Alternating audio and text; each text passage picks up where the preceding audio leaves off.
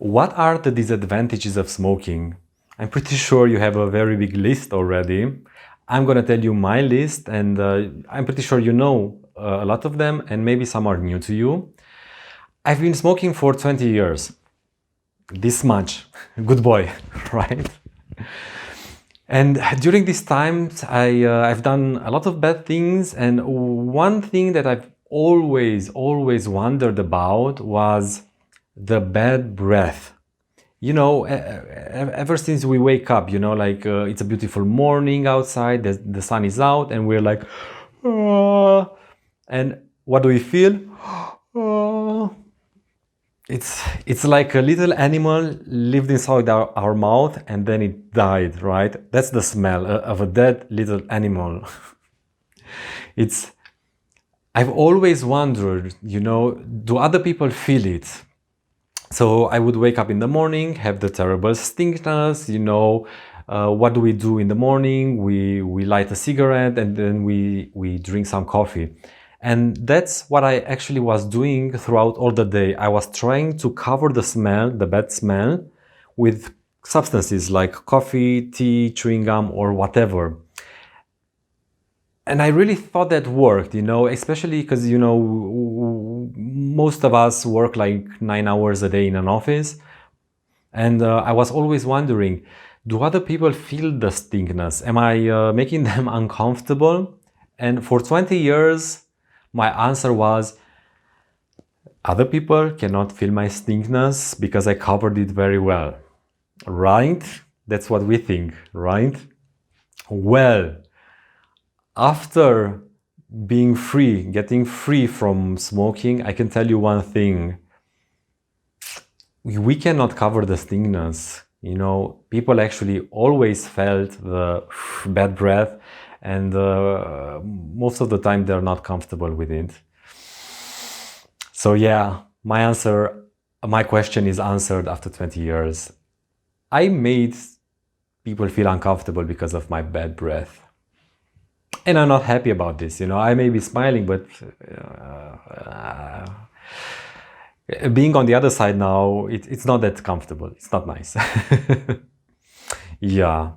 Okay, so other things that I've done, and they are disadvantages, is the lack of energy. We don't really want to wake up in the morning. We don't want to do sports, obviously not, because we cannot do sports. We can barely breathe. Climbing the stairs, that's not an easy job for a smoker. And I didn't feel like doing anything, and didn't feel like taking part in anything. Was going out less and less, or was going out to drink and smoke. So very, very lethargic. I felt energyless, and that makes sense. Why is that? It's because our body is actually trying to cure or to recover from the damage that we put in with each cigarette. Because each cigarette is damaging, it contains lots of poison and gasoline, like literally these substances, and the body hurts a lot. So the immune system is trying to work against it, so it's trying to cure us each and every day. The poor immune system is working 101% to try to keep us alive. And that's where all the energy goes. So our energy goes into curing the body because of the damage we do to it, instead of actually having a normal, happy life. What happened after I got free from smoking is that I got all my energy back. So the immune system didn't have to work overtime.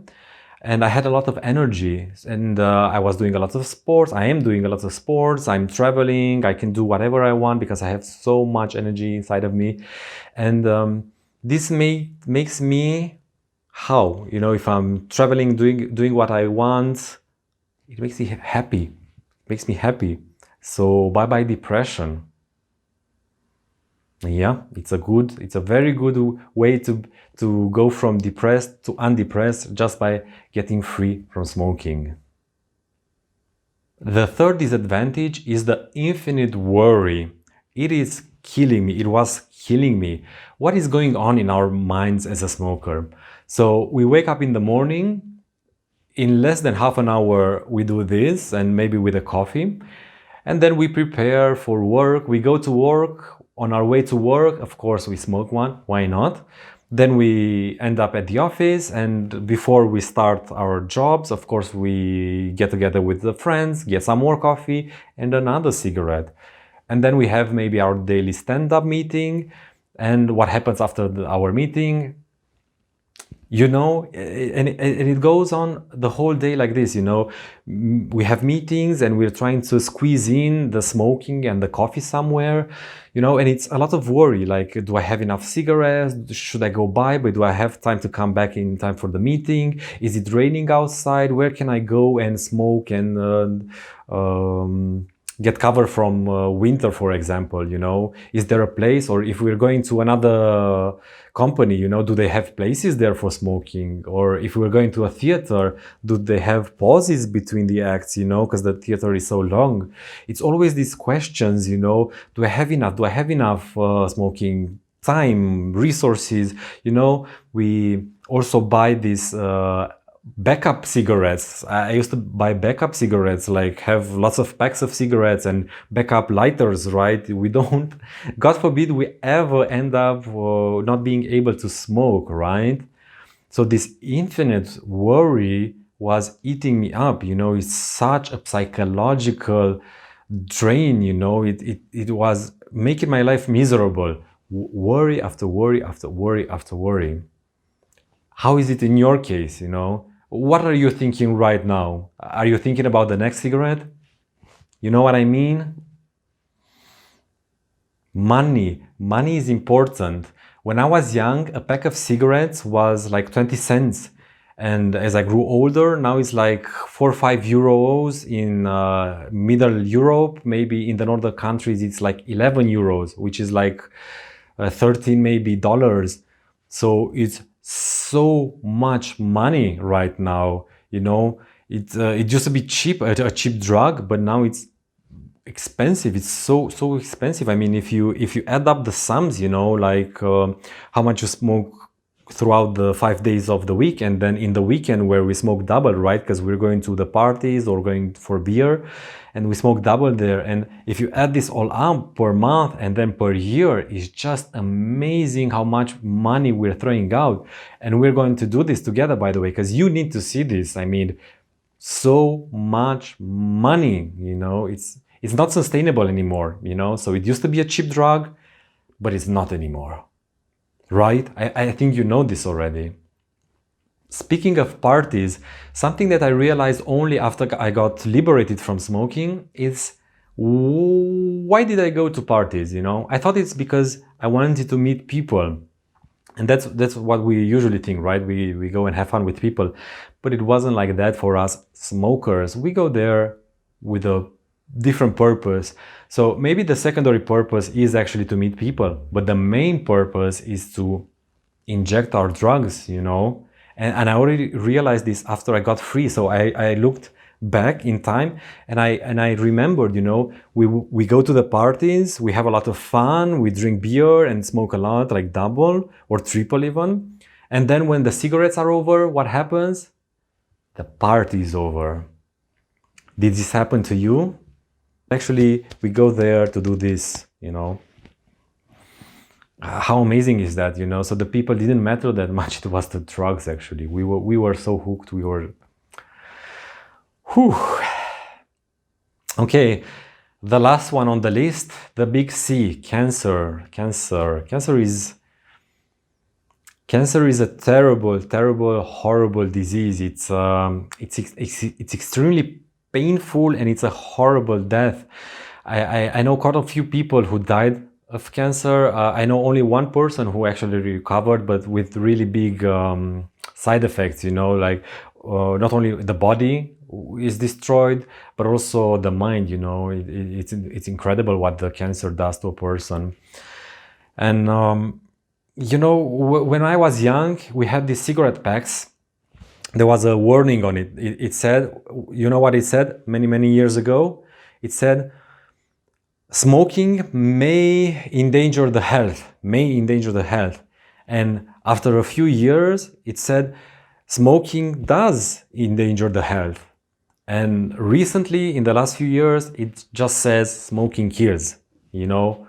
Now we know, you know, it's no longer may do something to your health. No, no, no. We know now. It kills you. It kills me, you know. It already took a lot of years of my life and maybe some of your life. So we know that smoking kills, but, you know, we know, but we don't really understand it, you know, because even as I was smoking, I could read, of course, the labels on the packs, you know, smoking may kill you or smoking kills you.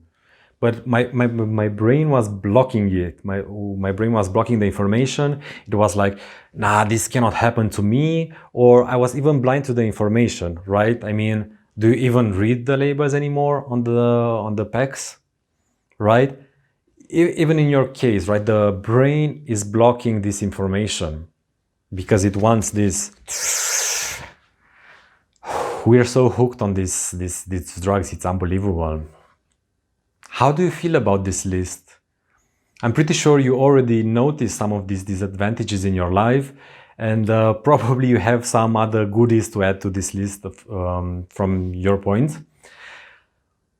We're going to talk to our brain. Throughout this course, we're going to talk to our brain to make it understand these negative effects, you know, because as I was saying, we're just blocking some of these effects, these negative effects, and we will make our brain understand the reality. We will make our brain our friend, and we will make him understand that it's what is happening has long-term consequences which we don't want.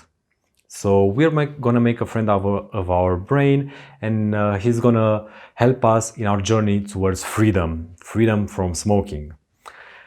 So how do you feel about this?